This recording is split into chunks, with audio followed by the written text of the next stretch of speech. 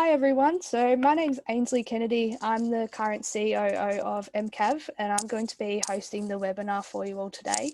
I think we can probably get started now. We should have everyone with us.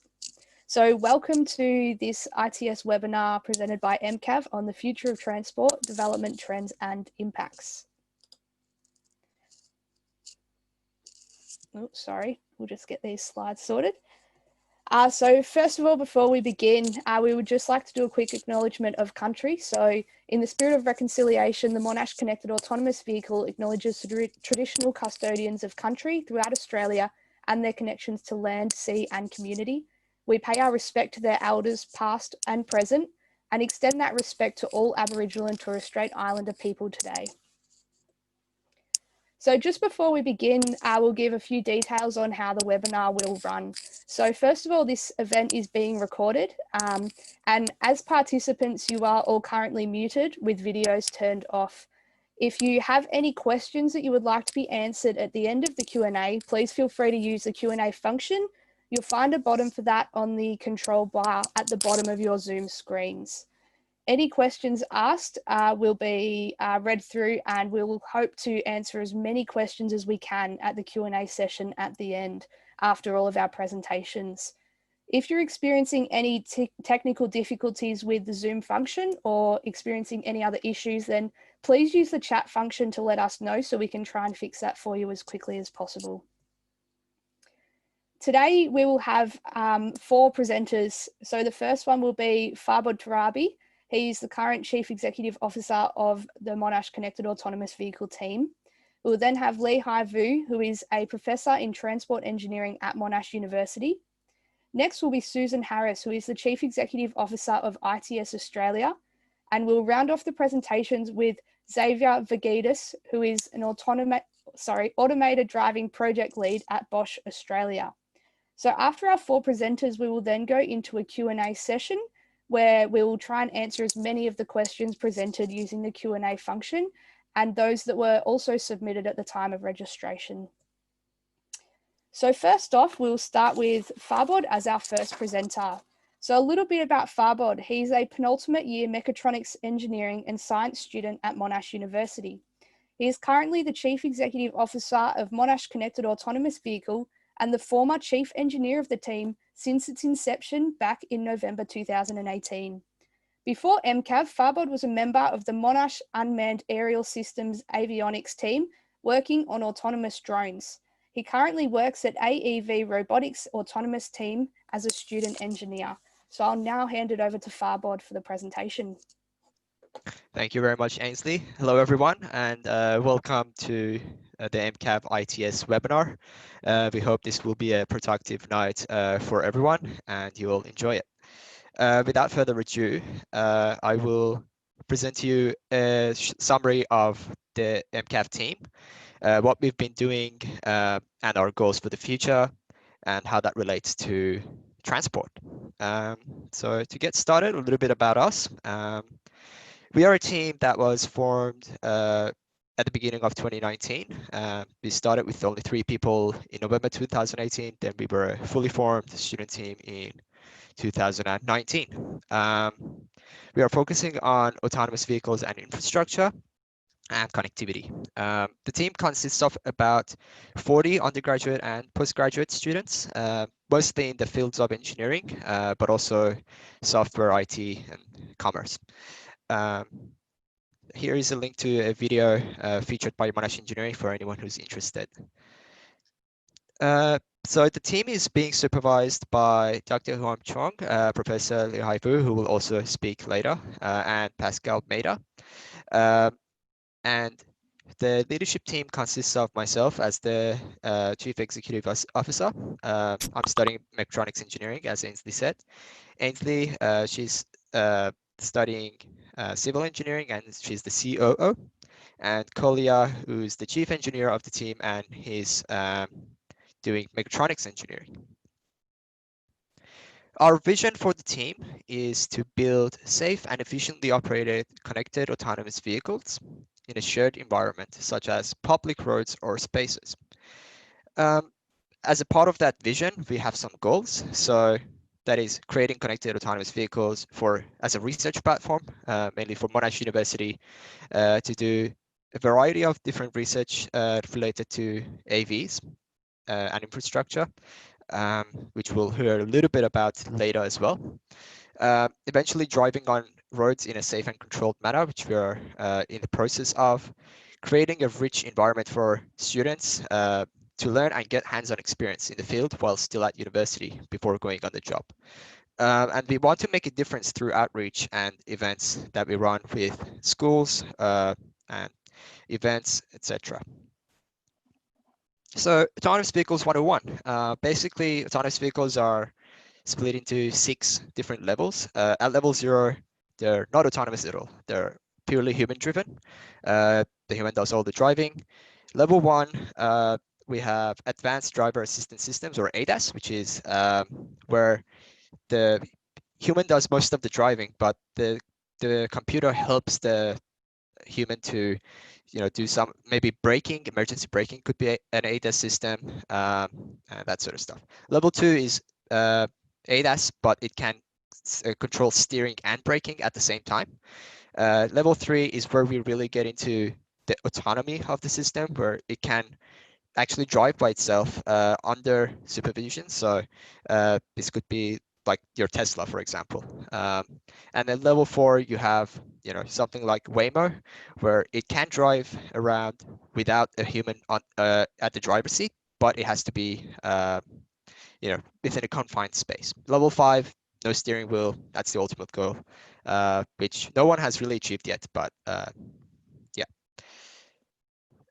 Connectivity 101. So V2I, V2V, V2C, and V2X stand for infrastructure, vehicle, cloud, and basically everything. So the idea is that you have this hive mind kind of system where the vehicles can be controlled and it can be made a lot safer. So you can reduce crashes, you can reduce traffic. Bit about our team's structure. So our team is split into 5 sections, led by Andrew, who's our hardware leader, Patrick, who's our software leader, Timothy, who's our connectivity leader, Peter, who's our interactions, and Oliver, who's our business leader. And you can see what each of our sections does. Now, members usually do work across one section, but also when we want to integrate our systems, we do have a lot of crossover. So a little bit about what we did in 2019. I have a video to show you guys, and I'll just let that play out now.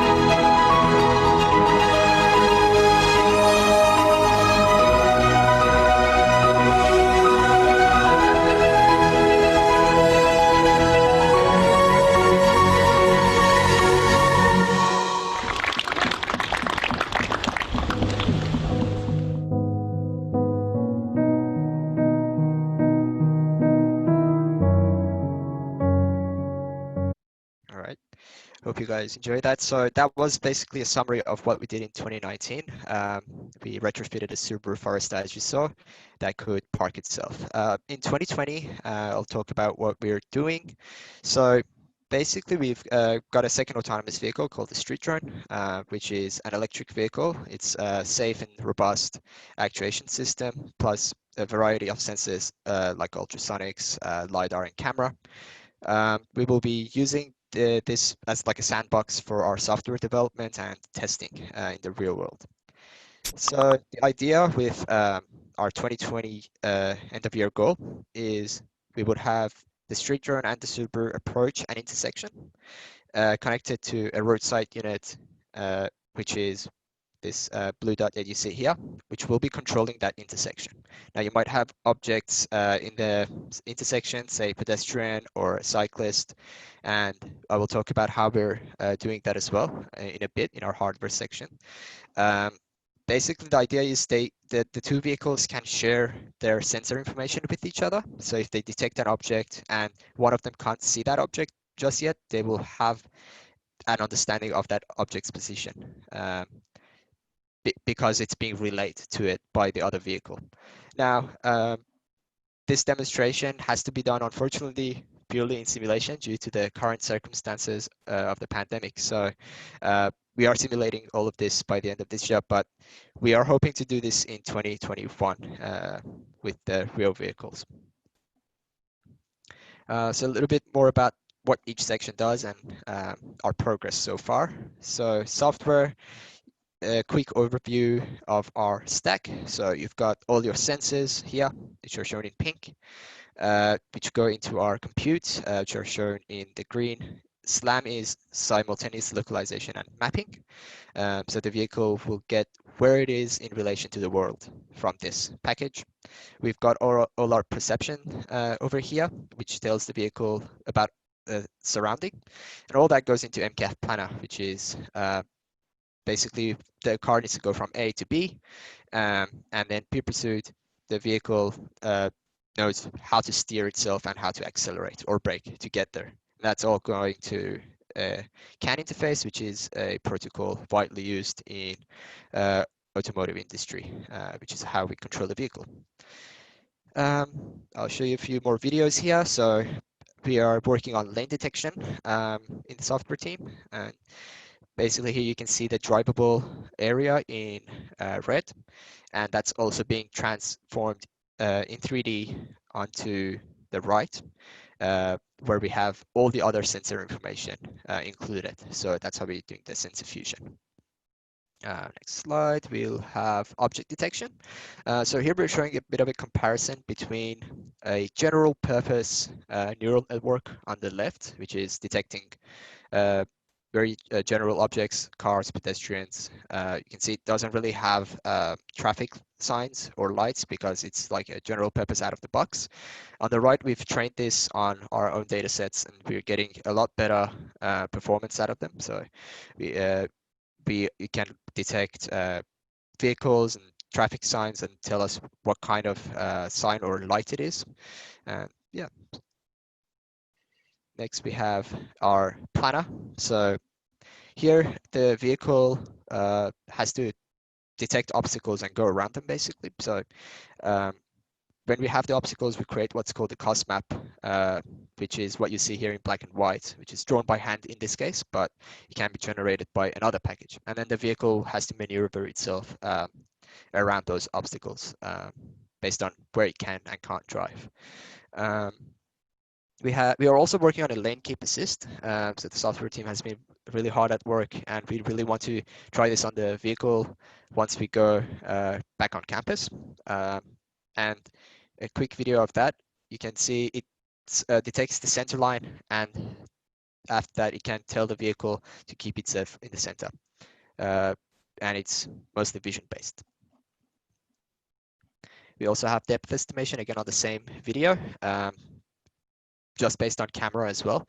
We are using LiDAR as well, which gives us another source of depth to cross-check.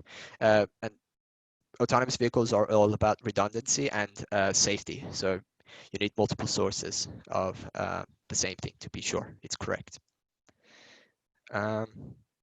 Here we have, sorry, there we go.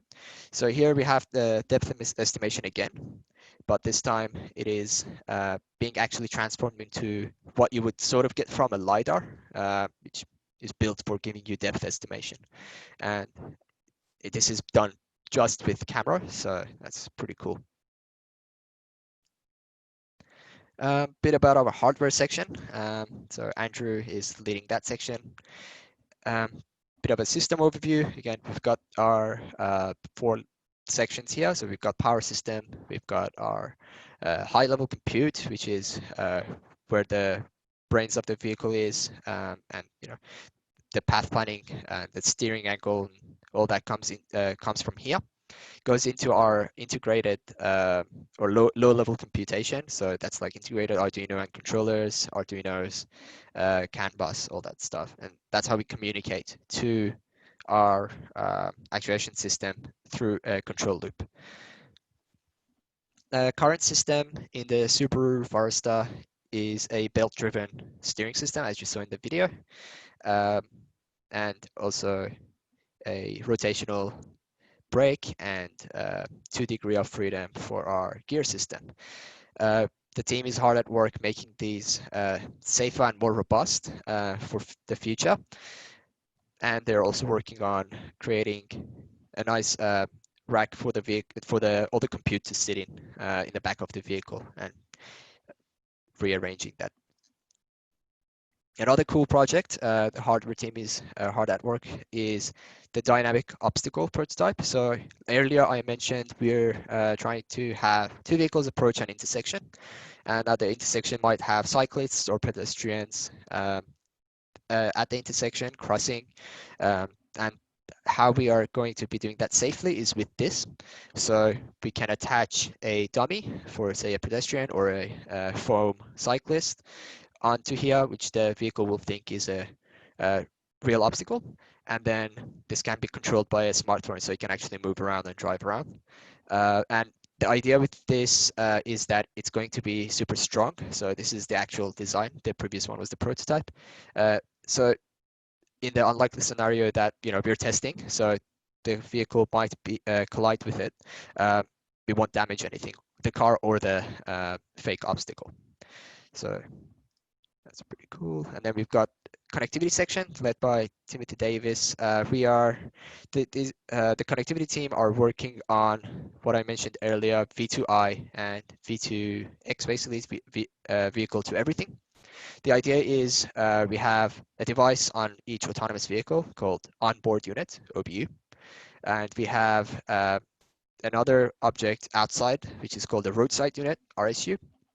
And these two can communicate to each other and relay the information. Or it could be OBU to OBU, or sort of like peer-to-peer, where each vehicle can talk to the other one.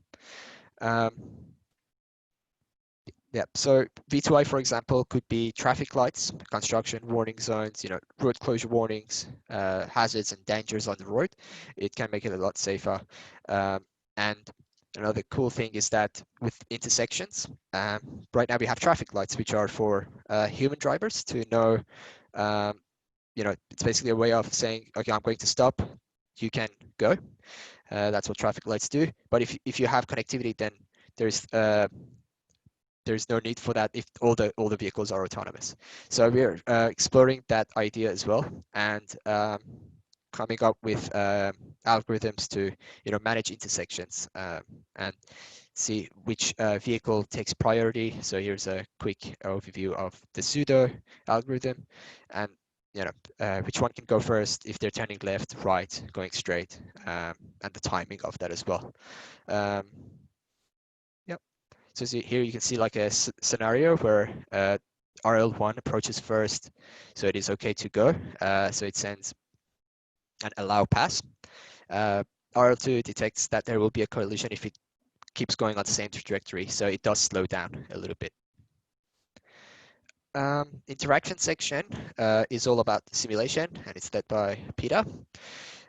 Basically, we are creating an environment for what we want to do in the real world before we do it, so that it's much safer when we move to the real world, and we can smooth out some of the bugs or issues that we have.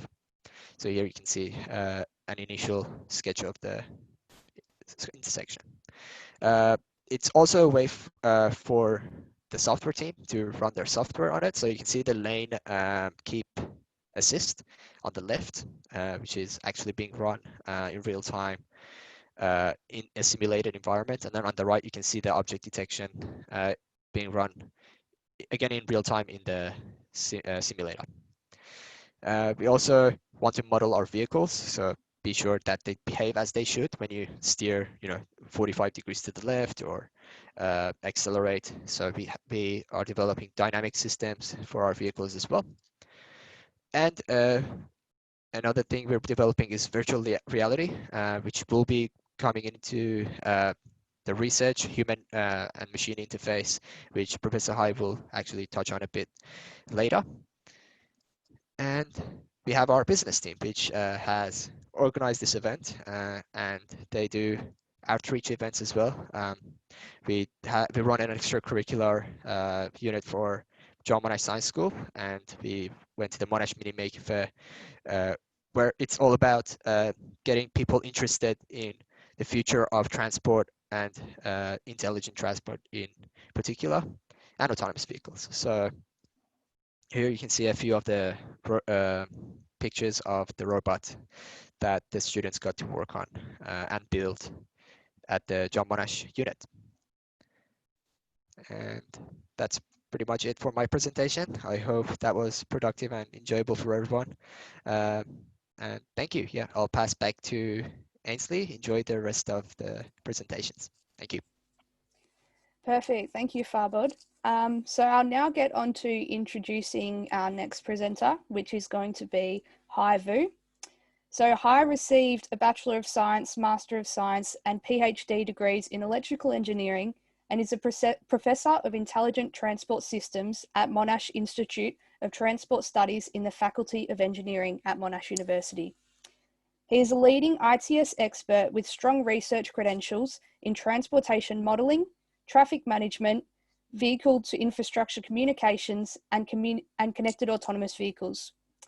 Professor Vu has 20 years of research experience in modelling and performance evaluation of complex networks with research spanning several disciplinary areas, ranging from sensing and data mining to mathematical modelling, simulation, and optimization in both data communication and road traffic networks.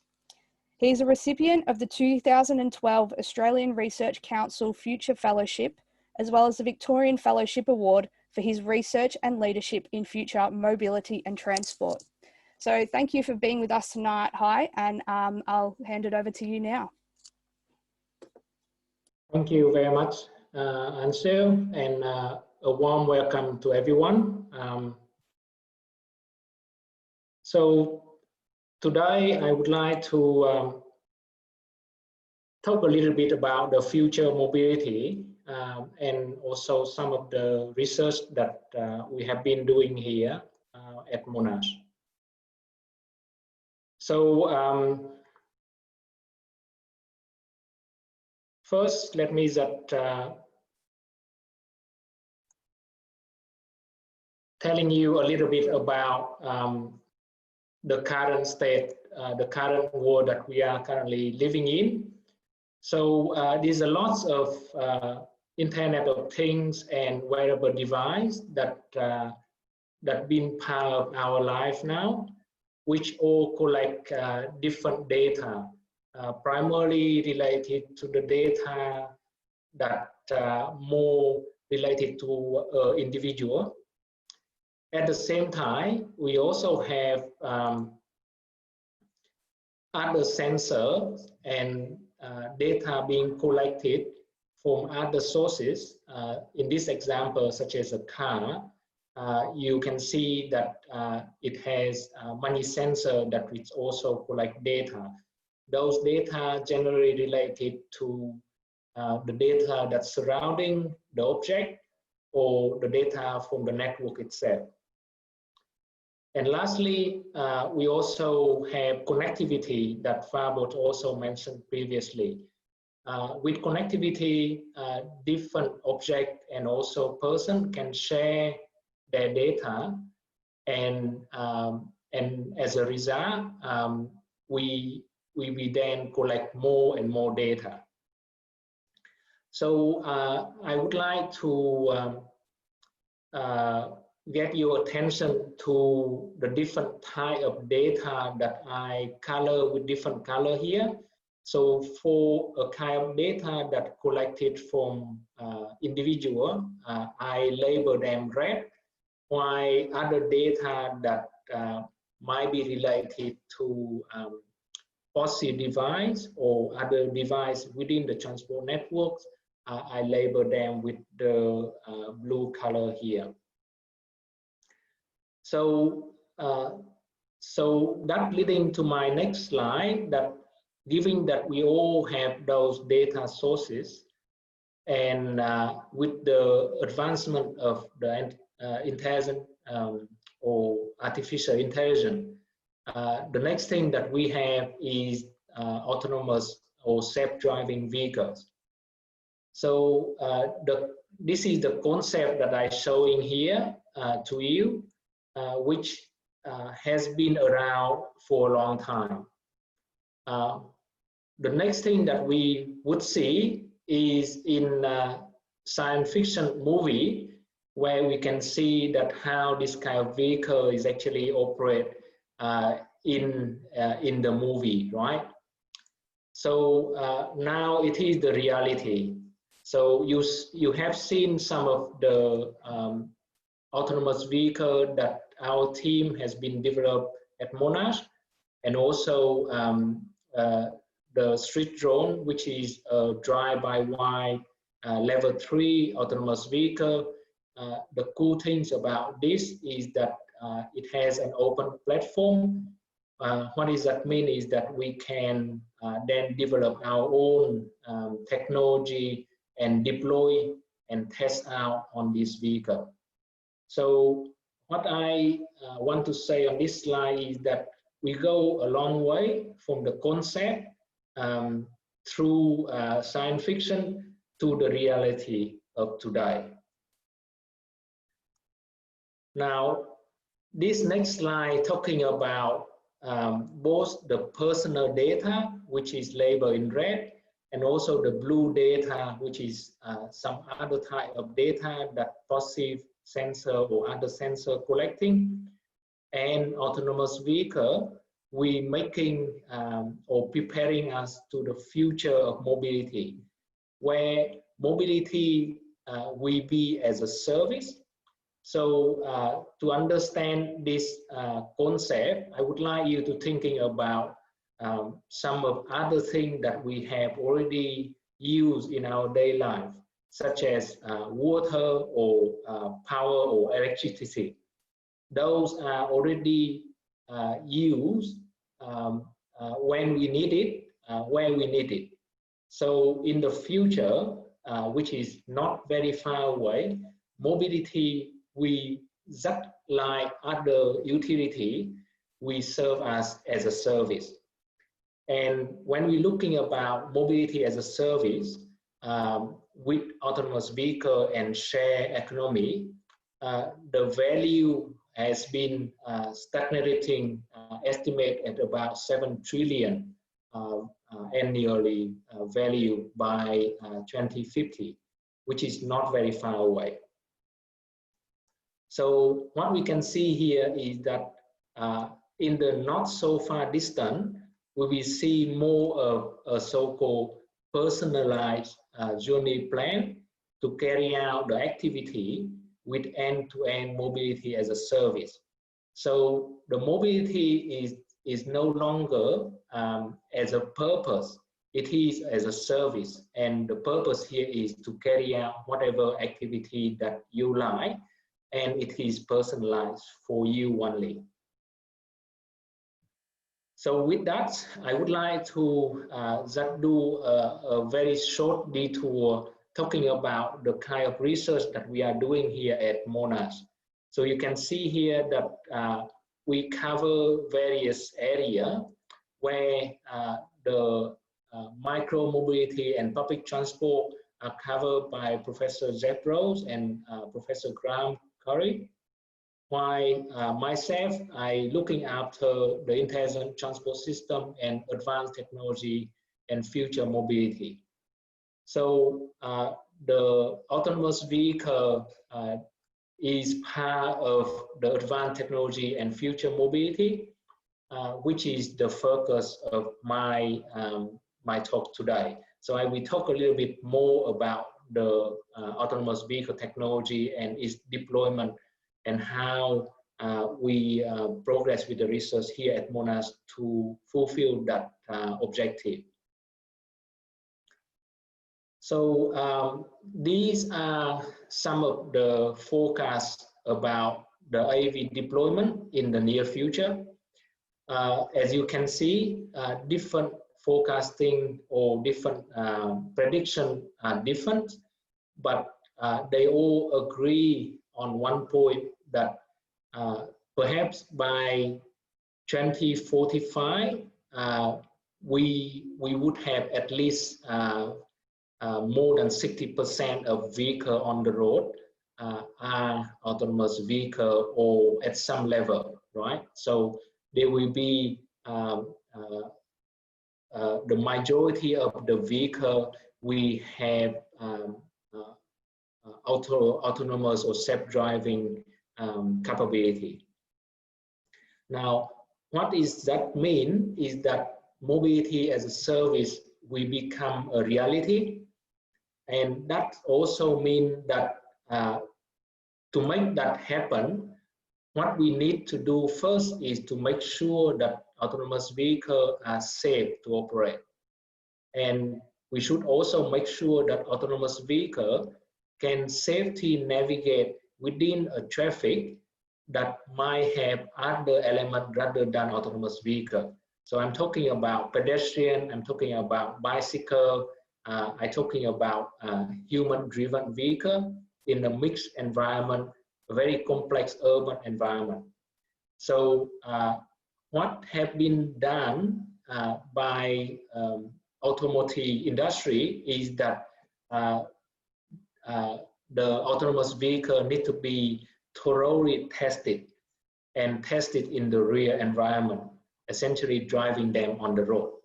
So the number of kilometers driven by autonomous vehicle become one of the measure as to how safe a particular autonomous vehicle model can be classified.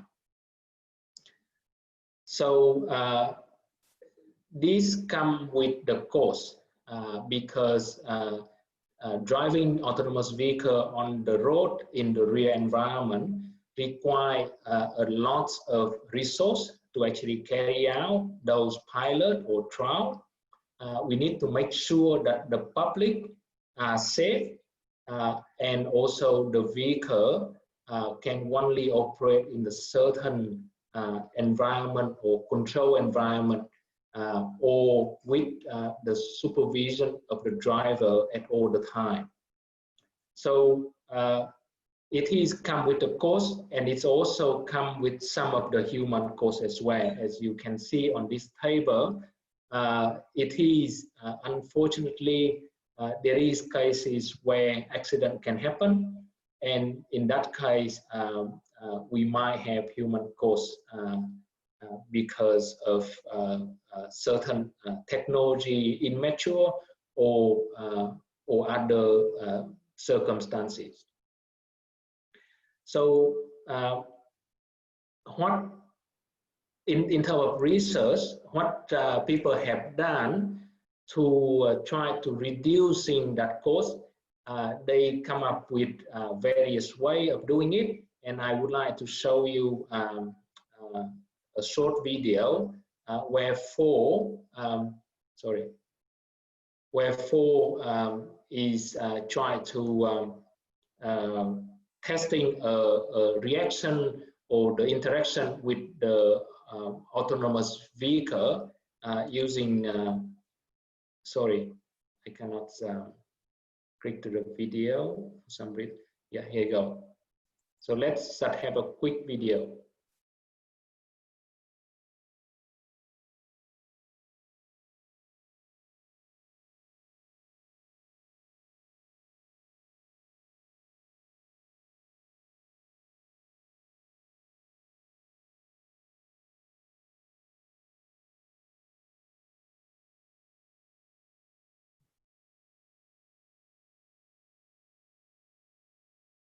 So this is one way to do it, as to investigate that how the interaction between the driverless vehicle and other would happen if the vehicle is appear to be driverless.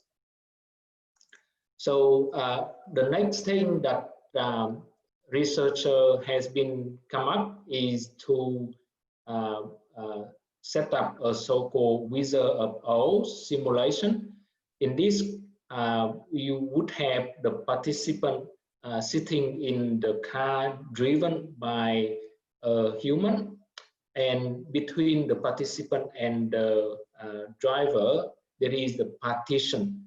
So from the participant perspective, the driver will be hidden from the driver, and therefore create the sensation or the perception that they are in the vehicle that drive by itself. So this is the Wizard of Oz simulation concept, where you can see that the wizard is the one that controls the vehicle, but then hidden from the participant. The participant will have their own steering wheel, obviously does not really control the car itself, but giving them the perception that they are in the driverless vehicle.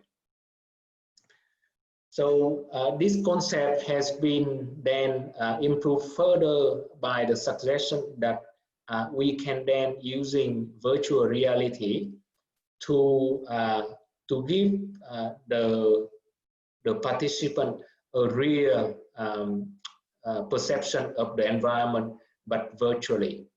And this is the concept that we take and implement that in practice. And I will show you shortly that how we're going to do that. So you have seen our Subaru vehicle before. So this vehicle can run autonomously, but at the same time can also driven by a human. So using this vehicle, we're setting up a virtual reality environment where the participant will sit next to the driver, and but will be anticipate in the virtual environment. So these are the example of the virtual environment that the participant will see. On the left hand side and on the top, you can see the virtual environment, and on the bottom, you can see the real environment that captures through the camera that position within the Subaru. You can also see that even the speed bump on the rear environment can be seen in the virtual environment. The participant also can see their own hand and also their own steering wheel within the virtual environment. Next, you can see here that this is how the virtual and the real experience has been carried out. So the participant, we have a virtual reality or lip motion control attached and sit inside the car driven by a human. Between them still have the partition because you could also carry out the original Wizard of Oz, where the participant does not wearing the VR equipment. The participant view on the left hand side top, you can see is in sync with the actual real world recorded by the camera situated within the car. And here is another video that I would like to show you that how the actual virtual environment and also the real driving is actually work in practice.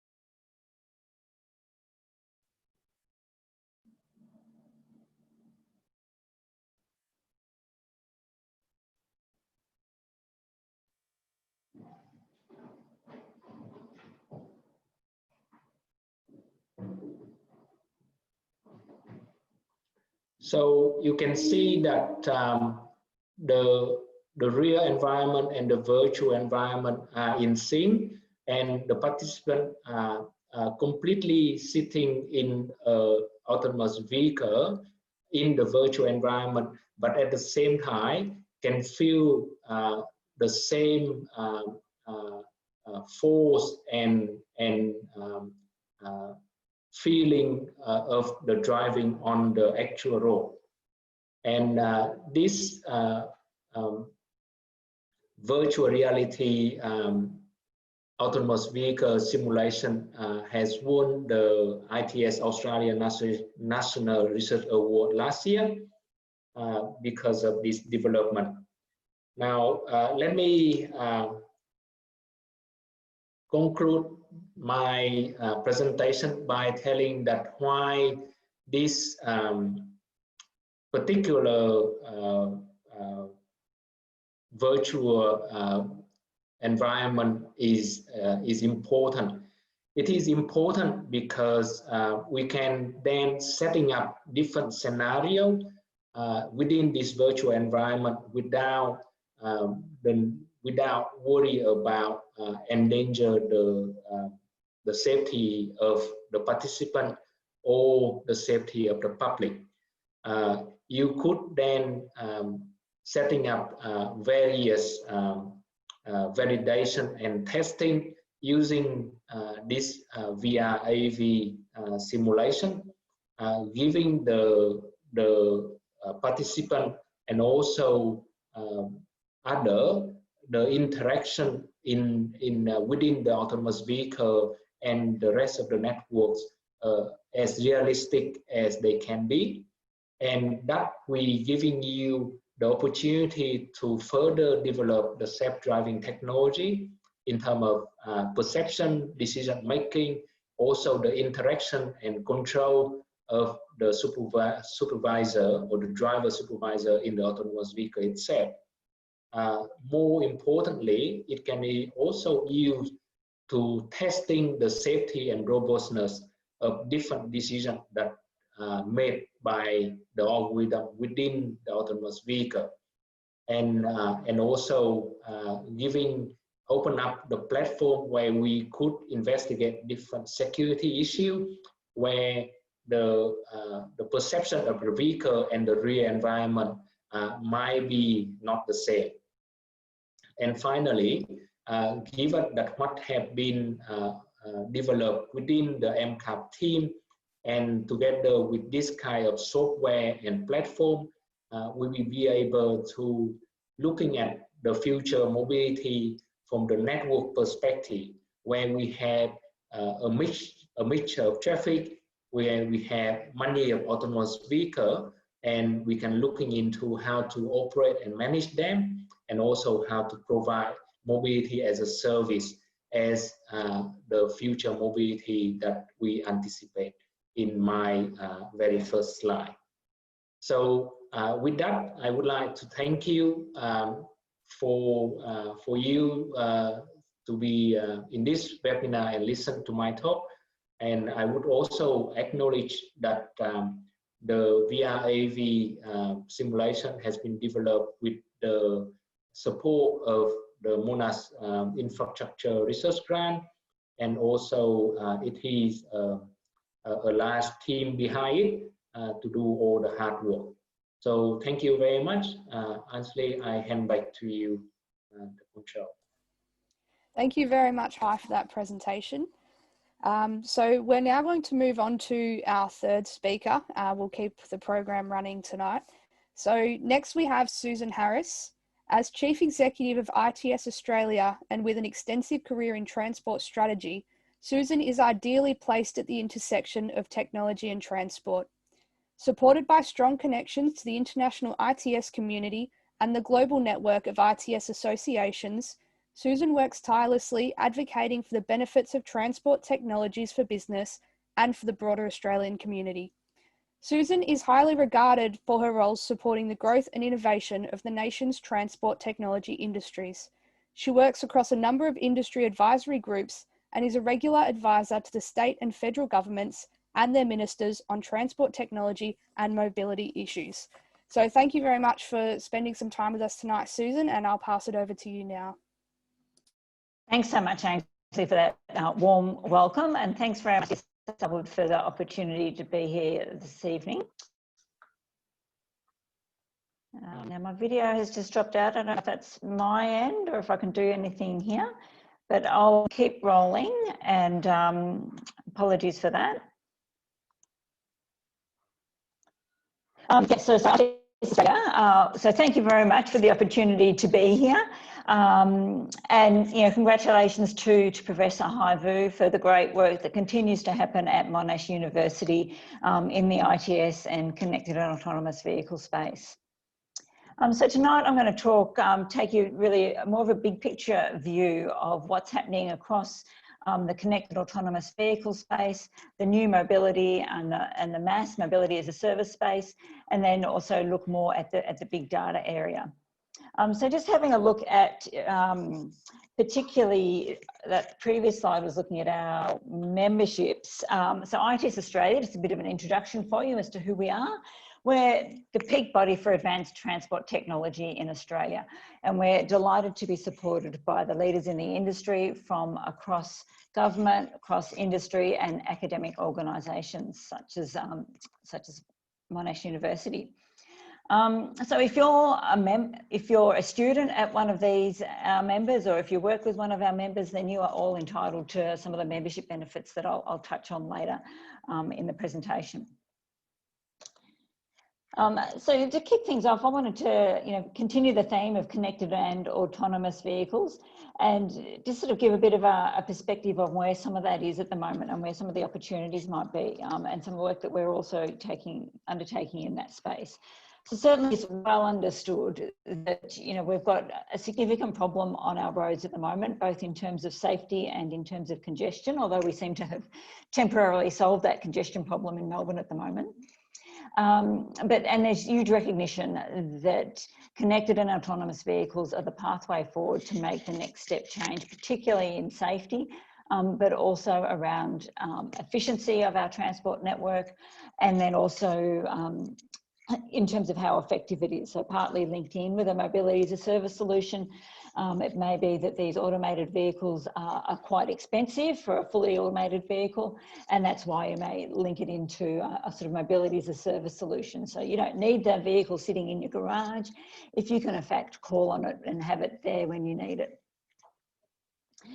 So some of the trends we're seeing at the moment is that while there's a lot of excitement around the potential for this connected and autonomous vehicle technologies, particularly the connected vehicle activity, we've been hearing about that for many years, and the autonomous has sort of taken a bit more of a lead.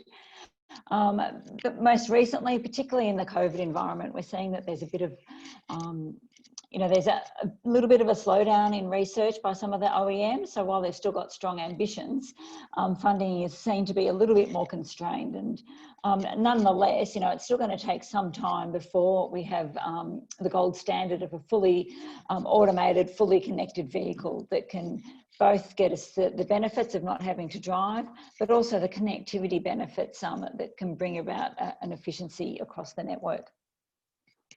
So at ITS Australia, we've been working with some industry partners through the iMove CRC to have a look at, is there a pathway that can help bring forward some of these benefits, A, while we wait for this technology to be fully deployed off the production line, but B, also to help with vehicles, there'll be legacy vehicles in our fleet. It takes some time before we migrate to the fully automated fleet.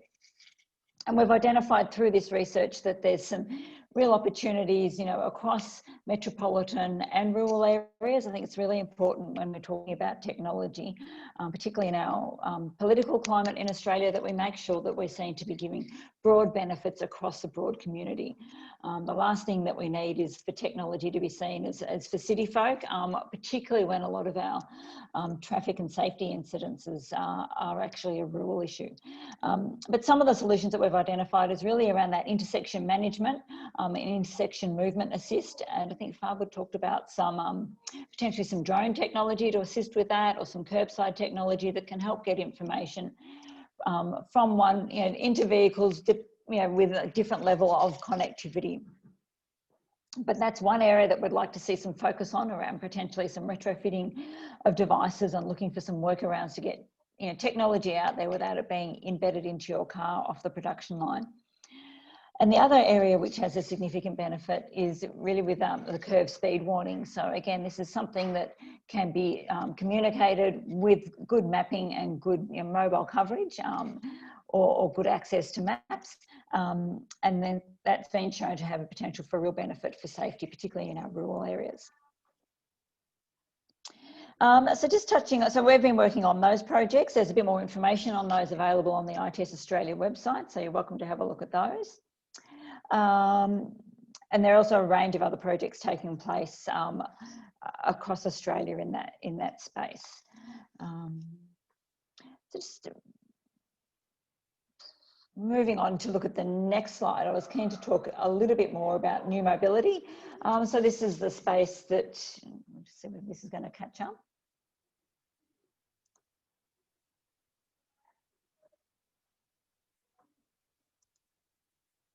So the new mobility area is very much the space that Haivu was talking around mass, and but it also covers across micro mobility.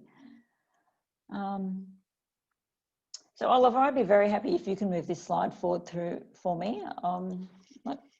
There we go. Sorry. So new mobility is very much a thriving space at the moment. So this is really about, and it's been brought about with the increasing automation of vehicles, the massive trend to micro mobility, so e-scooters, bikes, shared mobility,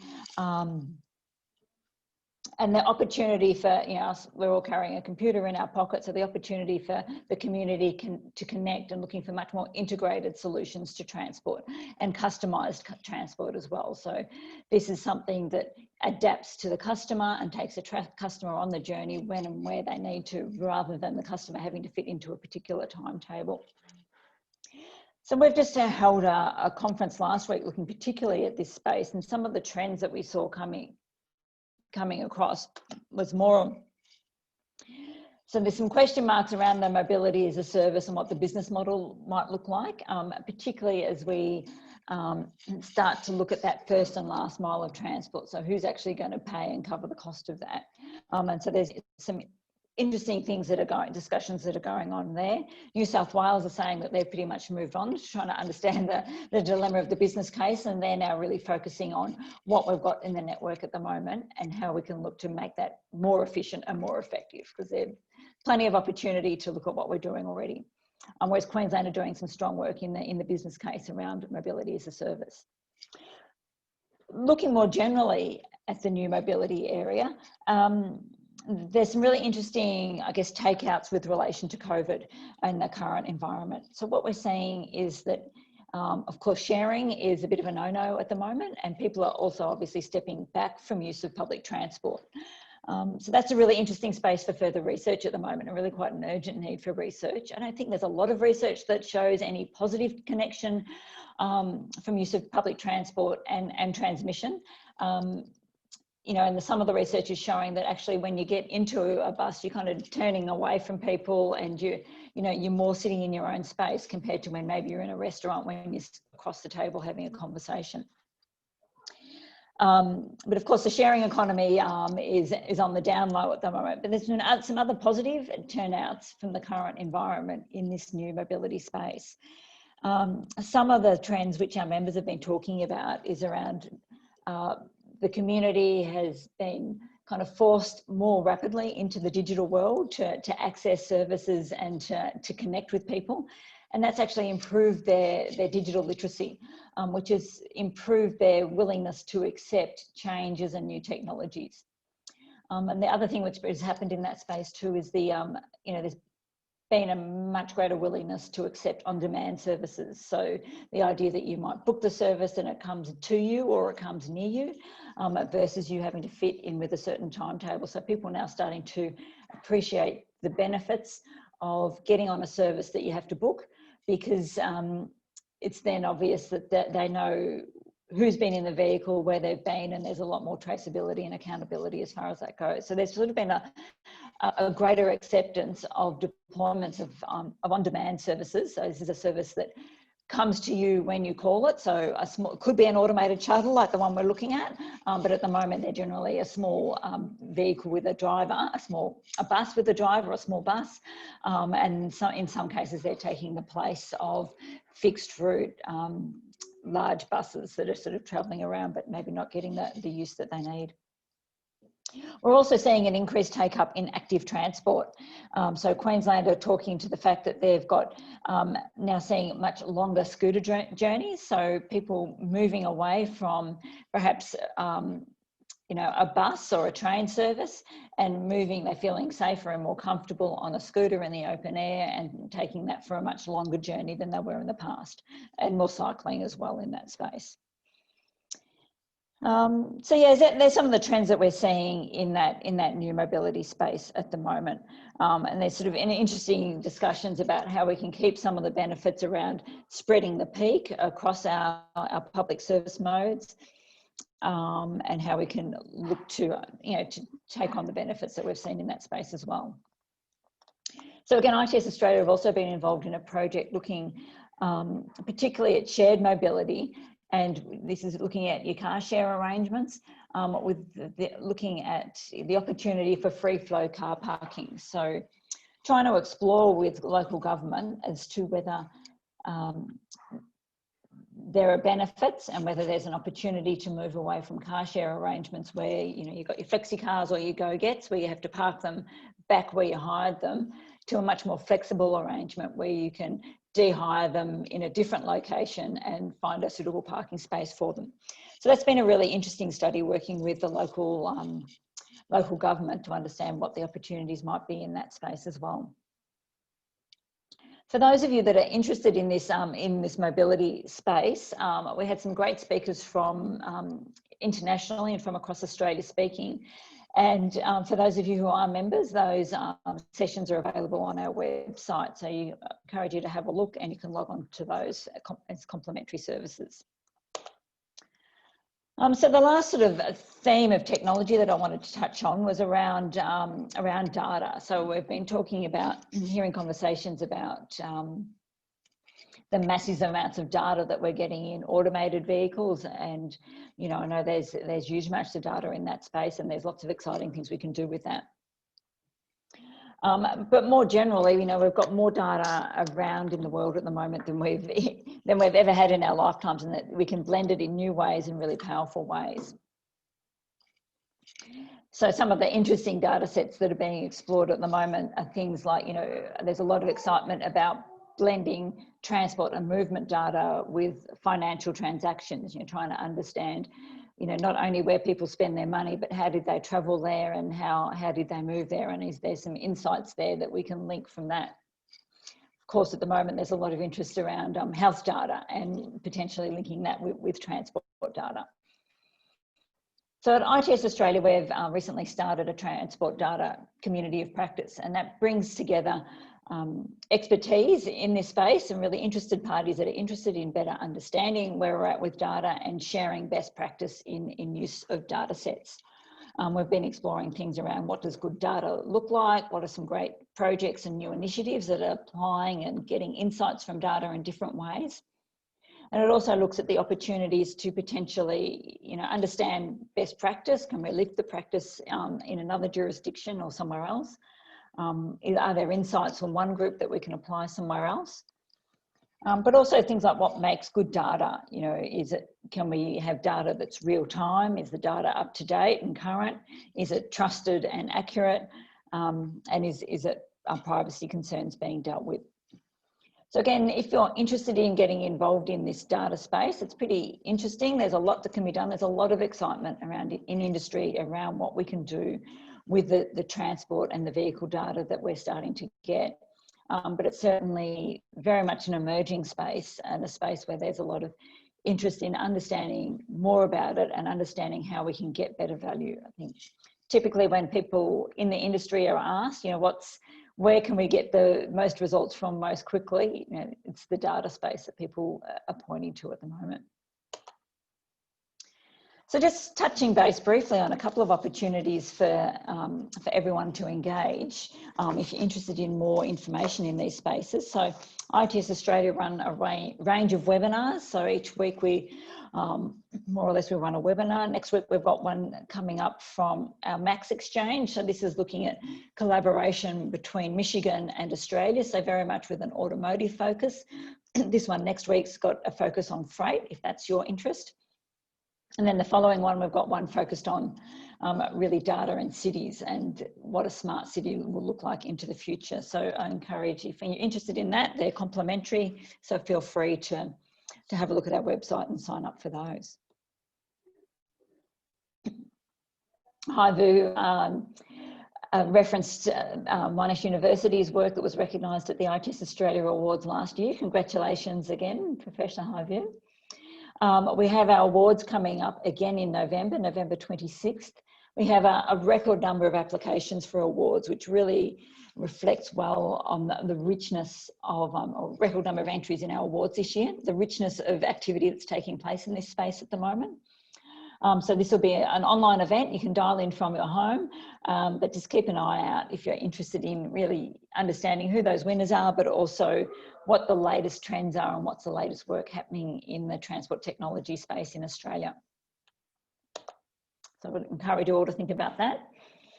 And then looking forward to next year, ITS Australia hosting the ITS Asia Pacific Forum in Brisbane in April next year. So we're delighted to be bringing this forum to Australia. Certainly it'll be a little bit different from your traditional event, but we will be looking forward to, well, the Brisbane Convention Centre is open as of this month, so we'll be hosting the event up there, and we'll be welcoming people from across Australia. And you know, if people internationally are able to get there, that'll be fantastic, or if we can host them digitally, that's what we'll be doing as well. So I encourage you to put that in your diary, and we look forward to your engagement at that international event if that's your interest. So thank you very much all for staying tuned and listening for that. As I said, ITS Australia are the peak body for advanced transport technology. We're really keen to be supporting you in your journeys in this space. Feel free to connect and get in touch if there's anything that we can help you with. Thank you very much, Ainsley. Thank you, Susan. Thanks for spending some time with us and sharing all of that knowledge. We really appreciate it. So now we're going to have our final speaker for the night before the Q&A session. So I'd like to introduce Xavier, who will be presenting now. So a little bit about Xavier first of all. He's a systems engineer with over 15 years experience in development of vehicle safety technologies. His first contact with automated driving was in 2002, working on a driverless truck project at Daimler-Benz Research in Germany. Since starting at Bosch, he has moved around the world developing chassis control and advanced driver assistance systems. As Scrum Master and then Project Leader for Automated Driving, he has been focusing on the challenges of system integration of complex networked vehicle systems since 2014. So thank you for spending some time with us tonight, Xavier, and I'll pass it over to you now. Thank you for the introduction, Ainsley. And yeah, I'll take the opportunity, first of all, to congratulate the MCAV team on the incredible progress they've made. We've been following the project since the start. It's an incredibly ambitious targets that they set themselves. They've done a remarkable job to get this far. The space around automated driving is very complex due to both the technological challenge, but also organizationally, you have to work across many different disciplines. And that makes it also very interesting. At the time when I started as a student, I was actually a mechatronics student, as many of the students inside the MCAV team. And I studied mechatronics because I was interested in the connections between the different systems and to see how they had to interact with each other to achieve a more complex function. At the time, as Ainsley mentioned, I joined the Terminal Benz research project to develop an automated driving truck. That was in 2002, and it was around the time where the foundations of automated driving were laid during the DARPA Urban Challenge. And so there was a lot of excitement around the probabilistic robotics framework that was developed. And we were doing our best with the sensor technology and the computation capability of the time to get a level of automation that was not possible to that point. And it was still very niche at the time. So as much as I enjoyed that part, I moved on into automated driving only gradually then, because there were not so many opportunities in that field. I started on active safety system and also on driver assistance systems, which were mentioned also in the previous talks. And I'll take the opportunity today to talk a little bit about the type of mindset that is required as an engineer working on those safety critical systems, because that's kind of the point of difference to some of the other systems that are out there, where if you develop an app and it crashes, well, normally no one would die. When you've got systems such as an automated driving system, they have to make very important decisions, and so the process that need to be in place for development are quite critical. So as I said, automated driving has been around for quite some time. It was very abstract for a long time, and then gradually we structured it in a certain way. Bosch is involved in pretty much all those systems that Farbod was referring to in terms of different levels of automation.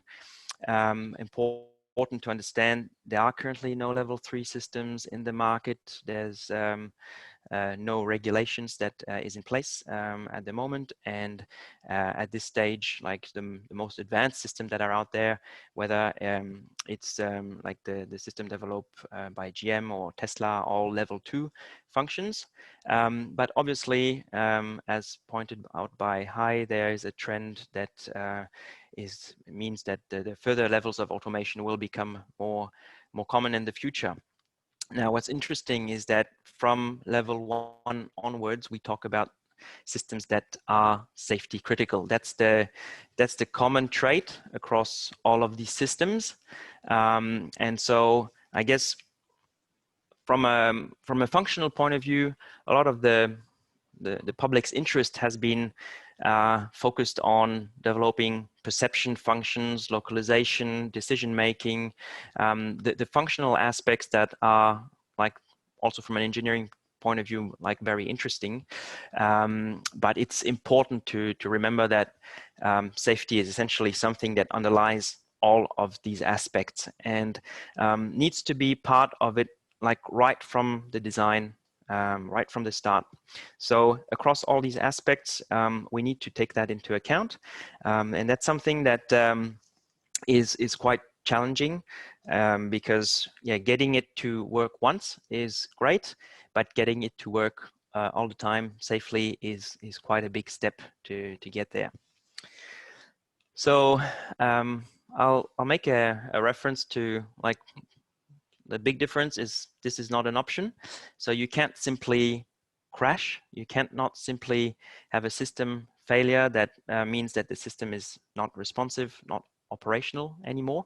As such, there's very strong requirements to redundancy concepts, and as Farbod mentioned, it's one of the key aspects of the robotics framework that's used for automated driving is use different sources of information at the same time, and try to understand which ones you can trust and which ones you can. Cross-referencing across many different inputs is going to give you a much better like a confidence about like the current decisions that you're making. Now, that framework is something that is actually quite recent. The safety critical system development up to now applied mostly in areas as aeronautics, aerospace, also development of nuclear plants and military systems. And I put this picture up for a couple of reasons. Last year we had the 50 years of the landing on the moon with the Apollo mission, and it was very much the start of modern systems engineering in a way. At the time, as I said already, the complexities that we face in automated driving, which is working with a lot of different disciplines, very different types of technologies that have to work well together, and also a highly complex organization to get it to then be successful. So the Apollo program was very much a symbolic aspect of all those challenges, but at a practical level, the output for that was modern systems engineering. And in fact, I recommend particularly to all the students to have a look at the NASA website, where you can download a free copy of the systems engineering handbook that was developed by NASA, and it's a great reference book to the methods that we use. Now, the other reasons I put this picture up is to give you a bit of a sense of the challenges of automated driving. So distance to the moon, somewhere between 350,000 and 400,000 kilometers. But now if we look at like the distance driven on US roads in 1 year, just 1 year, 5 trillion kilometers. And so that's just for one country for 1 year.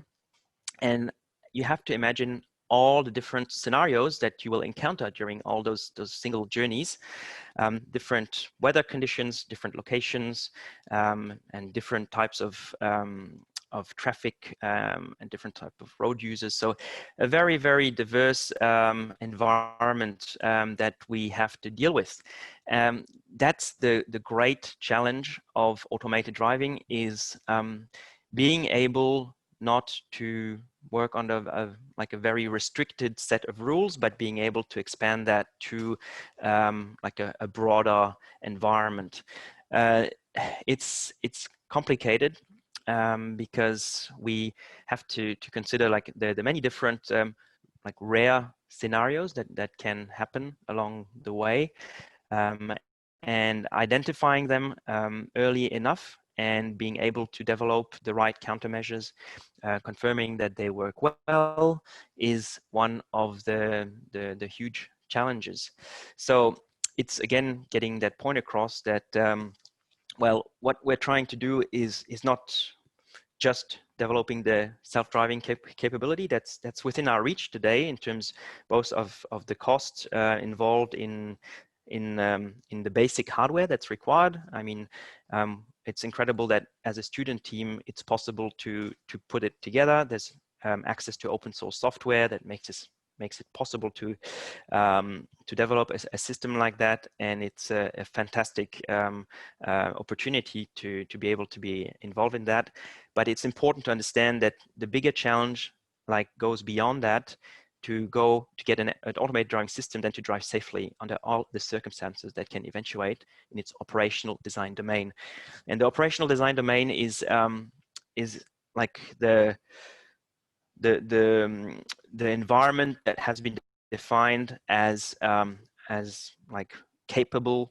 It's capable to handle, and we'll see that there's like based on the slides I showed before, there are different types of use cases. So if we take one example of the systems we expect to get to be available soon, we talk about like a highway pilot function, let's say. The idea being a highway is a defined environment, and so the set of rules are clear.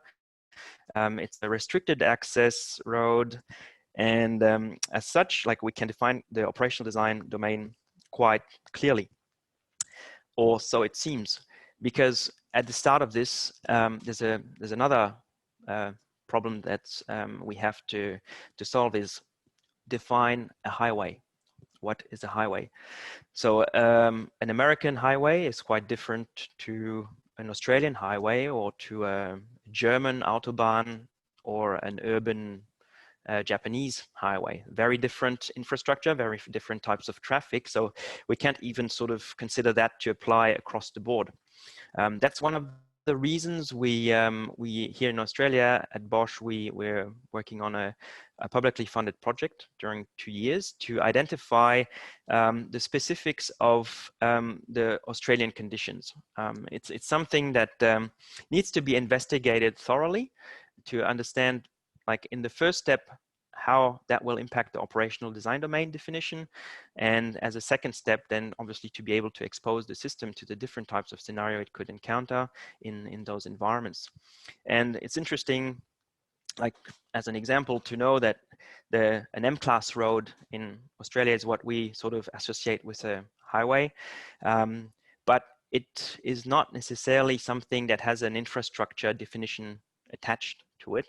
So if we think of the M1 highway close to Melbourne, well, we've got like maybe 4 or 5 lanes in each direction, like a pretty dense traffic, and obviously we don't have any intersections on there. If you go further out, you may find actual traffic lights and intersections on an M-class road. So the highway definition here becomes quite challenging, because we could consider that moving into more of an urban definition. So that's the type of system engineering consideration that come in right at the start when we define the scope of a function like that, the use cases that it needs to be capable of handling, and it has a direct impact on like the countries where we can deploy those functions, and the verification and validation requirements that we have. Now, lately, I guess there's been like something that at least on the first impressions is helping us to deal with that complexity, and it's machine learning. Machine learning has an incredible, gives us an incredible opportunity to teach a system based on a data set to recognize those different situations, traffic conditions, road users, any type of scenario can be then trained and learned by an algorithm, which will, with a reasonable amount of accuracy, then be able to confirm that when it's exposed to that environment, that it's the case. Now, I'll spend a bit more time specifically on that, because it's something that's very much at the forefront of automated driving. We talk about automated driving, and there's a direct sort of association with AI very often, but essentially machine learning is like the mechanics under the AI. So I want to look at that in a bit more detail now, and show you a picture that I took when I was in Germany, when testing with the Bosch development vehicle on the road. And so we encountered this truck, which has a very shiny surface. And in there, we've got a reflection of ourselves and also the surrounding environment. So that's one example where if you've trained a vision-based system to recognize a car, to recognize lane markings, well, it will do just that, right? It's going to be able to detect that very robustly. The question is like, how is it going to make sense of that as a next step? That's the problem. So obviously we want to disregard a situation like that, because it's not something that's conducive to taking the right decisions for the automated driving systems. And there are many examples like that, which are not even necessarily something that is equivalent to an adversarial attack or something of the like. It's really purely the diversity of reality that is challenging for a system like that. I'll give you another example. Hai mentioned some of the accidents that have happened in the past. I'll point out the fact that when you use a machine learning system, a deep learning network, for example, to classify different road users, it does that really well. But it comes at a certain cost, in the sense that your different road users, they have to fall in the categories that you have defined. So if you do semantic segmentation with a neural network like that, and let's say you have 15 different classes of road users. You've got a car, you've got a motorcycle, you've got a bike, you've got a truck, and the list goes on. And then you have a pedestrian, and then you have a cyclist. Well, one of the issues that we've seen in some of these accidents and could have an impact on those type of decision is what happens when you've got a pedestrian pushing a bike. So is that a case that is correctly identified by the neural network? Does it fall into one of the categories, or is it a separate category? So that's something that's very challenging when we look at machine learning, because the way we're going to compartmentalize the world does not mean that reality is going to actually be compliant with that definition. So it's something that is quite difficult for the developers to define the right categories, sufficient categories. But there are a lot more challenges beyond that are dependent on the data that you can use to train those networks. So I want to raise a bit of awareness around a paper that we've written recently at Bosch, because interestingly enough, these points are something that there's an awareness around it, but it's not something that's explicit in the context of safety critical perception tags, like I just described. So in this particular case, like we have now a list of some of those main challenges that we face, which have an impact on the performance of the system, but also are very much a point that needs to be considered when we get to the validation of those systems. So in machine learning, you can choose to have like a classification algorithm, like I just described, where you can recognize different classes of objects, surfaces, and so on.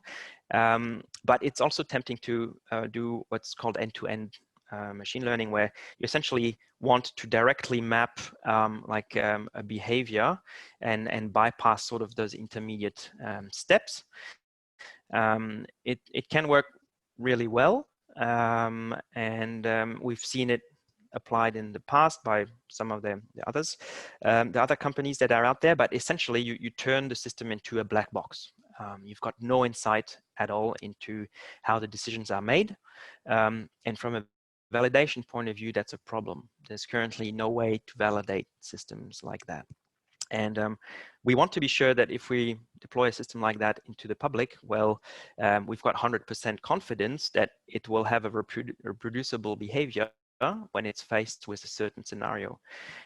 So that's some of the aspects that I really recommend to investigate. There's a big potential in terms of that area of research nowadays, and I'll give you like a couple more examples. So when we classify road users into those categories, well, one of the benefits is you can apply a motion model. So by recognizing a truck versus a motorcycle, well, one motion model applied to the motorcycle means it's going to be a lot more nimble. It's going to have a certain speed range that's going to be defined, attached to it. It's going to be expected to have a certain capability to move across traffic that's completely different to a truck. So that's really great. But we can extend that to behavioral prediction. So for pedestrians, for example, we could say the probability of jaywalking. Yeah, so when you drive along and you see people standing on the side of the road, how likely is it that they will actually like just cross the road? And one of the challenges for machine learning algorithm is that they are going to understand that there are certain levels of dependency, but these correlations that they've learned are not necessarily causal. So not one doesn't lead to the other. So one of the examples for that is if in the data set that was provided to the system, the majority of people who were jaywalking had a green coat, then from there onwards, we would expect that people with green coats are the ones that do jaywalking. Obviously, that's not true. It's just like a relationship that's been learned by the system that's completely wrong. Now, another one, like, I mean, if you want to have like that a bit closer look, definitely recommend looking into the paper in terms of that aspect of how the distribution of data may not be a good approximation of the real world out there. But also it's something that goes beyond I guess that typical application of automated driving that we are currently discussing, and in fact is a challenge for anyone using AI and machine learning in pretty much any areas, because you're going to create those learned correlations that could be completely wrong if you interpret like a causal relationship between them. So there's an actual whole area that's called physiognomy and used for areas such as crime prediction that is like under a lot of scrutiny right now because of that problem. So something to be aware of when we use machine learning. It's not necessarily something that is going to always give you like a real true sort of representation of the real world. Another example is like the video-based pedestrian detection, where essentially like we have like an inaccurate distribution approximation because the data that is being used misses some use cases. Like, let's say someone's dressed up as a clown and we don't have a pedestrian dressed up as a clown in our data set. That's something that would be entirely missing, and as such the detection performance would go down. The input-output mapping is what I was describing in terms of the black box. So there's a number of then, as a consequence of that, functional insufficiencies. So, which means that you won't get like an accurate result. You won't get something that is going to be robust and have error events happening, such as a pedestrian not being detected at all, or inaccurate localization if you're looking at feature detection for localization. So, I mean, there are definitely big challenges. The area of automated driving falls into safety critical systems. So, I mean, for us, this is an area that we're familiar with because we invented functions such as the ABS and the ESP and a number of other ADAS functions that are in the market now for decades. And it has very much been sort of at the core of like the development approach.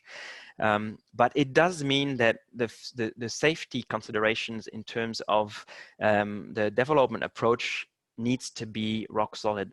And it's something that I think is an area that needs, for which we need to raise more awareness, because as much as it's interesting to look at I guess the functional aspects, it's the part that's the most exciting for a lot of the engineers. If we don't have a really solid safety backbone to those systems, then we will see misinterpretation of the environment, malfunctions, and so on.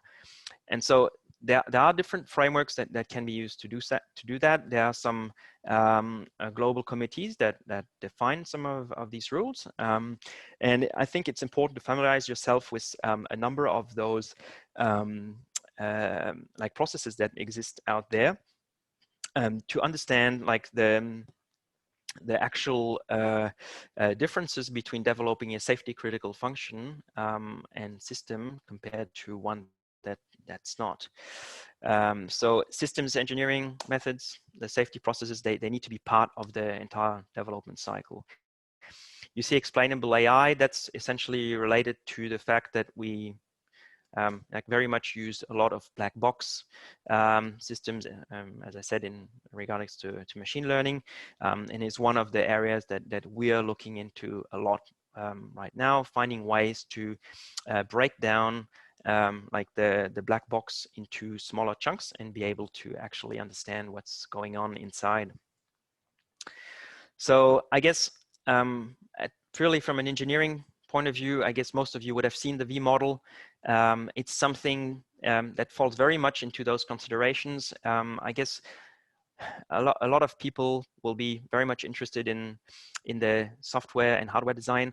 Obviously, that's I guess for a lot of people where the most fun is related, but it's just one aspect, and it's one of the reasons why the very complex automated driving systems that we're trying to put on the road, they need to go through all those different steps, and we need to put a lot of scrutiny to ensure that they are safe. And it needs to fall into all those different process categories until we can really guarantee that. So that's it from me. I hope it gives you a bit of an insight into how a system like that is actually developed, some of the challenges that we're facing out there. And yeah, I look forward to your questions. Thank you very much.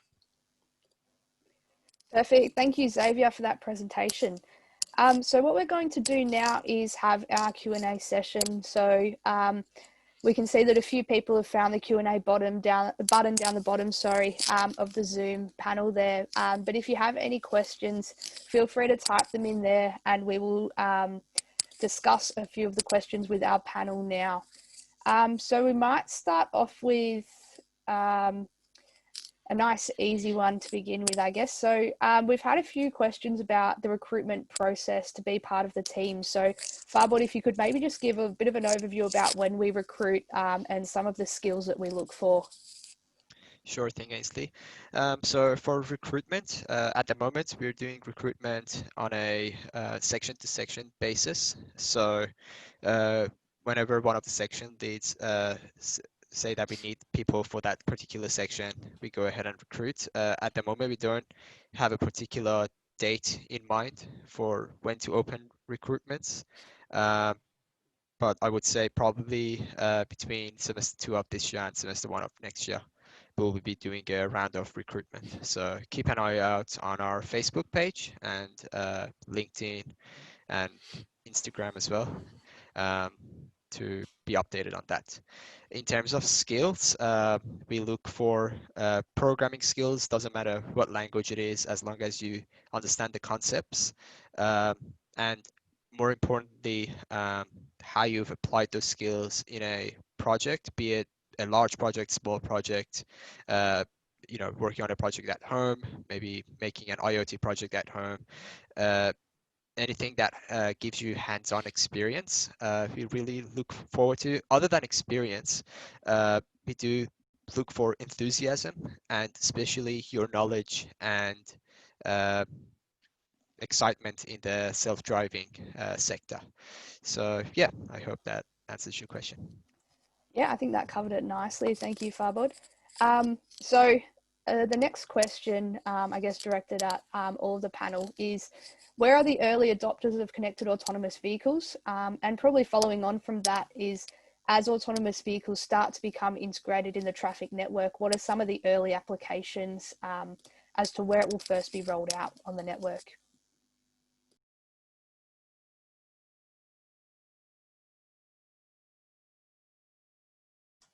I can make some comments on that.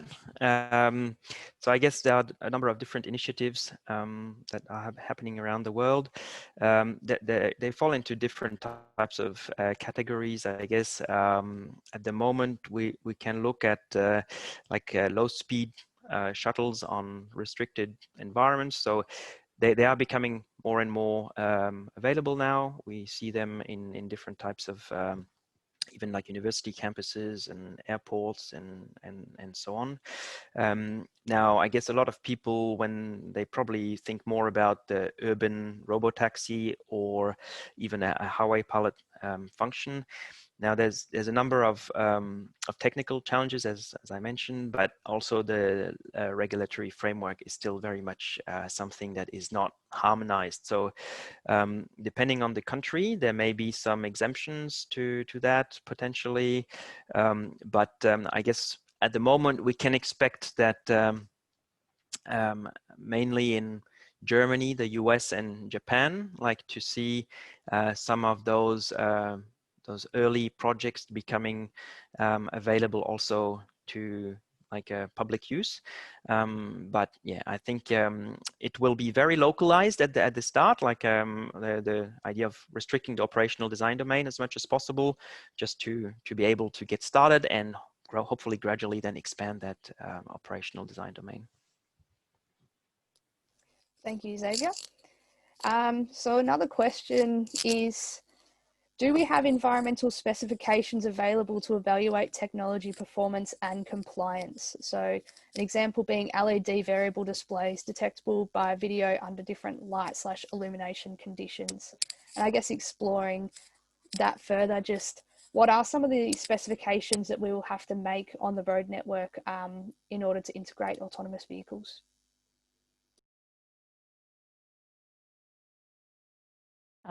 It's interesting. I'm not going to tackle quite the technical part of that, but I will tackle it more from a policy perspective, that there's a lot of thinking and work happening across governments and infrastructure owners at the moment. I know Transurban, for example, have done some really interesting work with some advanced vehicles, working with Bosch as well, to understand how those vehicles actually integrate with the physical environment, and to understand what changes do need to be made to either geometry or to line markings, some basic things like that, to make sure that when these automated vehicles are deployed on the road network, we can get the best from them. And I think particularly there's a lot of work happening at the interface of government and industry in relation to data, and how are these vehicles going to communicate with the infrastructure. You know, how are they going to get messages around the traffic lights? Are they going to get VMS information deployed directly into the vehicles? And you know, we're working hard to make sure that we have as much as possible standardised protocols across Australia for that. Yeah, exactly. I'll just quickly add to that. I mean, it's a very valid point, and essentially, it's about now, that collaboration that needs to happen between governments and industry. So, industry is going to discuss about some of the limitation and challenges and the requirements that they have for these type of systems. It's sometimes a bit difficult also for the governments to have insight into the technology.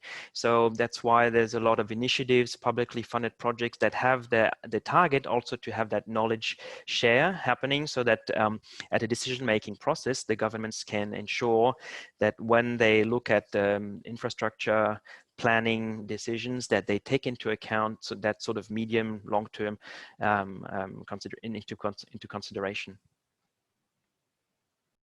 Thank you. So the next one, we've got a question for you, Hai, and it is, why do connected autonomous vehicles and mobility as a service necessarily go together? And just another point on that is, will there be a significant portion of CAVs that will be privately owned? So, yeah, so mobility as a service is a broader concept. where connected autonomous vehicle is part of that. So when you thinking about how the vehicle can be fluently as part of that system, then they need to have the ability to communicate and connect, and therefore the connectivity is essentially the integrated part of enabling vehicle to not only connect with the network and together, but it's also to serve as a part of the mobility as a service. When the individual might have different needs for their mobility, and these vehicles we actually form as a platform to actually serve that mobility needs. Perfect. Thank you very much, Hai, for that. Another question that is a bit more broader is, how do we define what is safe for connected autonomous vehicles and I guess driverless vehicles?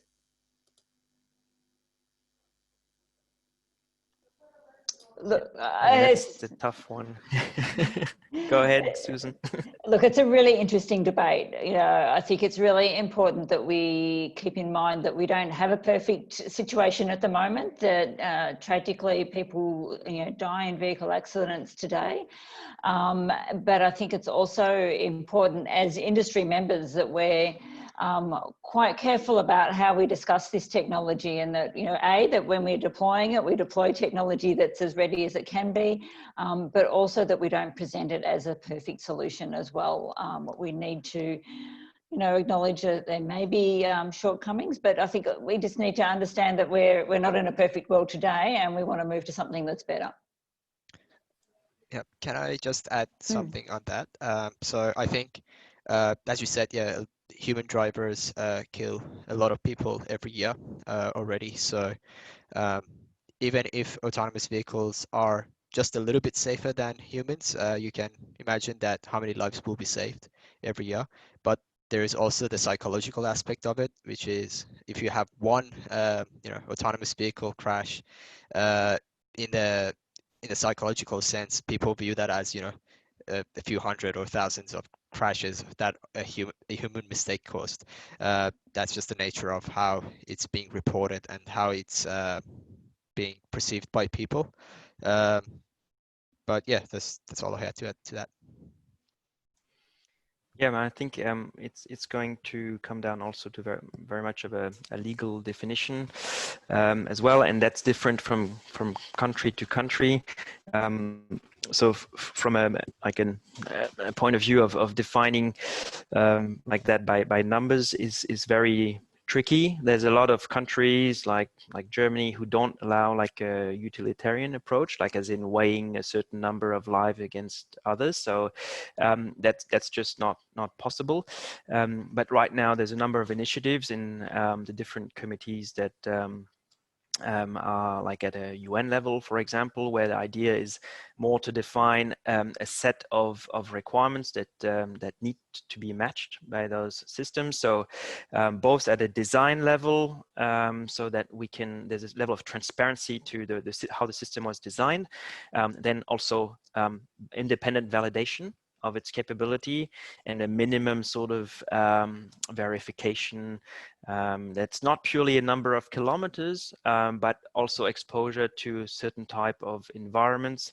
There's a diversity there. We don't want, there's a bit of a critic at the moment to some companies that say we do so many kilometers, but if you're going up and down the same road, it just has no value, right? So we want to have diversity there, and we want to do that across the whole planet in many different types of traffic conditions. So there needs to be a framework defined for that, but there's actually now concrete steps that are being developed for that. So I just want to add to that, that's why a flexible environment and platform that we can set up some particular dangerous scenario when you actually want to testing vehicle would be very important, because in this kind of environment, if you need to, then you could actually set it up. And this related to part the motivation of my talk is that we should be able to set up the environment where could potentially endanger either the public or the driver or the participant or the passenger itself. But then how do we testing them, right? So and that should be part of the discussion as to how, as Xavier mentioned, that what kind of criteria we should set up and how do we test them. All right, thank you all for your input on that one. So I guess another question that is a little bit broad but might vary for each of our panelists is, what do you think is the biggest obstacle for AVs being widely used?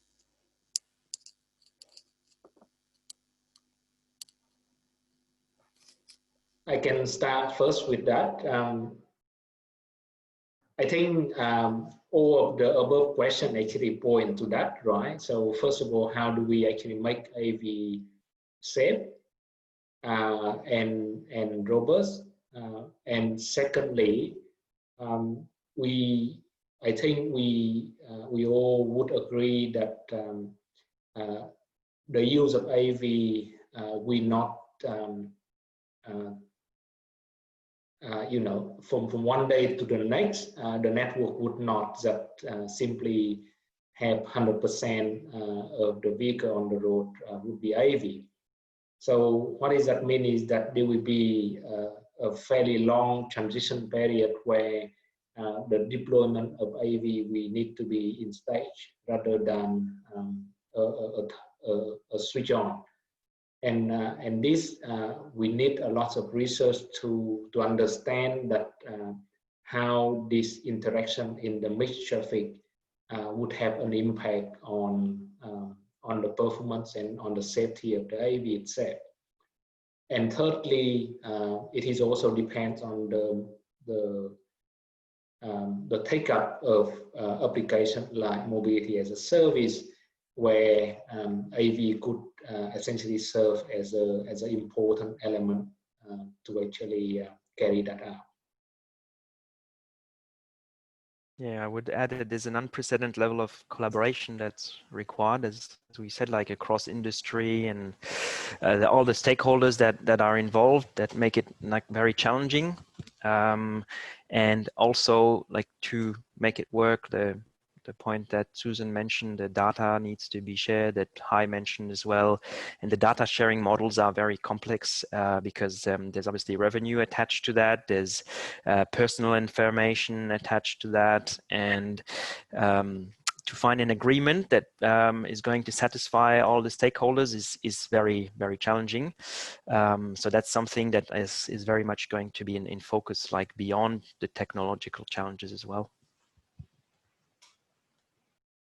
Perfect, thank you. There were some very good points raised there. Now I've got a question, Xavier, which I think is probably directed towards you, and it is, what is the alternative to using deep learning, especially for perception-based problems? Yep, that's a very good one. So I guess deep learning is the approach that we discussed earlier on, where we train a system based on existing data, and it works really well, as we said, with some caveats. But at the base of robotics, when we look at a perception system, usually we use sensor data fusion. And sensor data fusion would mean essentially having camera features and radar locations and a LiDAR point cloud, and we associate that in like a particle filter, for example, and it will give us like information about something being there rather than not. So it's just going to give us a probability of something being there. We won't know what it is. But that's a method that's been used and is extremely robust because we use different types of inputs. It doesn't offer semantics that deep learning, as in saying like this is a pedestrian necessarily. That is an added layer potentially, but at a very basic level, we're talking about object detection that is relevant to prevent like a collision. So in like at the a really most basic aspect of safety, I just want not to hit anything or anyone, and that's the information that can be provided by like basic sensor data fusion before we apply any deep learning approach. Thank you, Xavier. So I guess a bit of a more broad topic now, which I'll get you to start off with, Farbod, is what is the future for vintage cars? So with driverless and autonomous vehicles becoming more popular, yeah, is there going to be as many vintage cars on the road? So I guess we'll get you to start off, Farbod, maybe talking about some of the achievements of the team last year and how that could relate to vintage cars as well. Yeah, sure.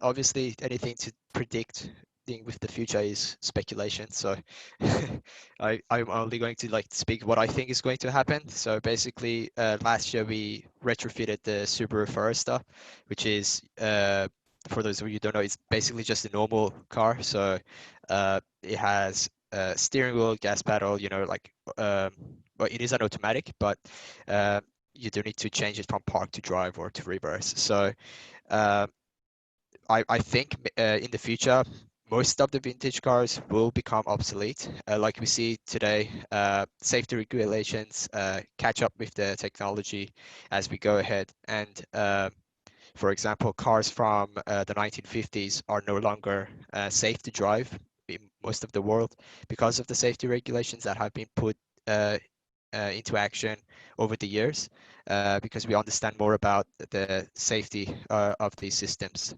And autonomous vehicles is such a new, well, it's not that new, but it's like the technology is still advancing, and the regulation, as we've talked about, it needs to catch up, and people still need to figure out where it needs to go. So there is not really a clear answer as to what will happen to cars.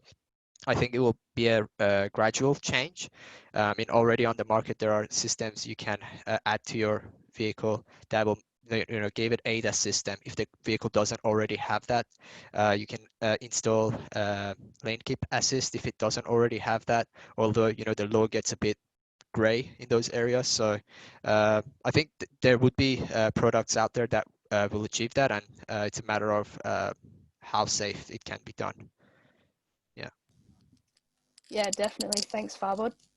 So we might finish off with this question. We'll direct it at Susan first, but I think they might be high, and Xavier might have some more information as well. So Xavier mentioned the regulative challenges as well as technical challenges. Are governments keeping up with the technical developments, and what sort of regulative support is needed so that it doesn't stunt the technical developments? Yeah, I think it's a really interesting challenge. I will say that while there are some challenges in the Australian context, there is internationally, there is good recognition of the work that Australia has been doing around setting up frameworks and investigating processes to regulate automated vehicles. And certainly though, governments aren't technology experts, so they very much rely on the industry to bring industry expertise and that insight around the table. And so in many ways, there's a much closer collaboration between industry and government in this space than perhaps there has been in a lot of areas in times gone past. But it is very much a partnership, and there's a strong reliance on insights that industry particularly can bring to bear from their international experience. We've got a lot of industry players in Australia that have the privilege of operating internationally, and a lot of experience they can bring. And I know organisations like Bosch have been able to bring that to the table in discussions that we've facilitated with government to try and assist with that process. But no means is it always smooth. It's certainly quite complicated. Yeah, I just want to add to that is that in fact, ITS Australia is the ideal organization to actually facilitate that, because you can see from the membership that there's a range of industry, academia, and also other organizations.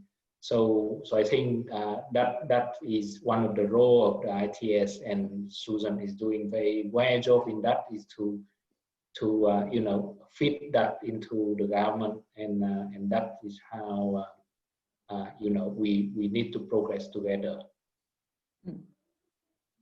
Yep, I agree completely with that. I think there's, as I said earlier on, collaboration is here the big challenge. And I mean, yeah, bringing together all the stakeholders, being able to understand sort of the challenges, and particularly the fact that the different stakeholders potentially move at different pace. So to change regulation doesn't happen overnight, but technology is progressing very, very, very quickly, and potentially there is a rift between the two, and technology becomes available, but regulations are not following up. So on the one hand, there needs to be some level of control in place to ensure the systems are safe, and regulations need to be in place to ensure that's the case. But at the same time, the regulations need to be defined in a way that is suitable to the technology and the benefits to society. And to be able to understand that, there needs to be an actual quite deep technical understanding of what these systems can and can't do. So very much what Hai was saying, we need organizations like ITS Australia, we need academia also, and the research that goes with it to make this happen. I think we all have ties to the governments in different roles, but hopefully, you know, shape sort of the decisions in that space to ensure the best benefit comes out of it. Perfect. Thank you very much for those answers. So I think we'll wrap up the Q&A session now. So thank you to all those that submitted questions and participated in the Q&A. So before we finish up on this webinar, we've just got a few thank yous. So firstly, to our panelists, Xavier, Farbod, Susan and Hai. We thank you very much for taking the time out of your schedules to spend some time with us discussing the future of transport and answering our questions as well. All of the information that you presented was really interesting, so we really appreciate that. To our team members, particularly the business team, led by Oliver, but also Asuri, Marcus and Nick, thank you very much for all of your work behind the scenes to get this webinar organised. It's proven to be a really good night, and we hope you all enjoyed it as much as we did. Thank you to all of the attendees. We had some really good interest for the registration of this event. So we really appreciate you supporting our team. We're still in the early stages. We've only been around for a couple of years, but yeah, it's been really good to be able to chat about some of our developments and some of the greater transport developments as well. And just also from the team, thank you to our supervisors who have given us some guidance in organising this event, but also help us on a weekly basis and continue to, I guess, develop our skills at uni as well. So thank you all. We hope you had a great night and we look forward to hearing from you all soon. Thank you. Thank you very much. Thank you. All the best. Thank you very much. Thank you very Thanks much. for the Great opportunity event. and well done. Well done. Yep. Well done. Yeah. Thank you. Thank you. Good night and bye for now. Good night. Bye.